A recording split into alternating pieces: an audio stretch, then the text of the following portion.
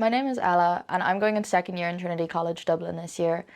I'm going to commute from Louth, which is where I live currently, as I haven't been able to find an apartment or anywhere to stay this year in Dublin at a reasonable cost. Last year I also commuted. I spent half of the year living with my auntie, and when that was too difficult, being away from home and not properly settling into a place in Dublin, I decided to commute from my home, which is quite difficult as there isn't direct transport or really a way to get around, especially as I don't have a car yet.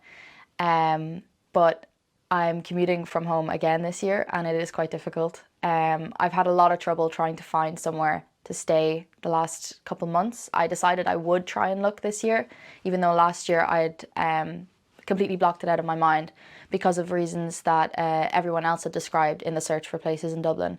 It's really difficult. I've looked at different apartments in town and in other places around Dublin in different areas, and so far it's been not very fun at all. I've been offered room sharing with 5 or 6 other people for €200 a week, which altogether would accumulate at €800 a month. That one was probably one of the most shocking ones that I was offered.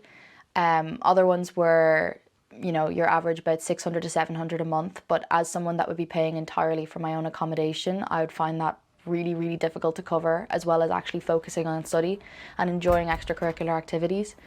However, this year I just decided I couldn't actually afford a place to stay, especially as I'd have to save up for my year abroad next year. So I'm deciding to commute about roughly 2 hours a day, or actually altogether 4 hours a day, 2 hours up and 2 hours back, to go to college because there is no real available option for me. And that also includes the fact that the transport isn't even supporting me. There's a train station where I live in Louth and it's not open. So in each case, the accommodation is really rough, but so is the transport if you decide not to take the accommodation.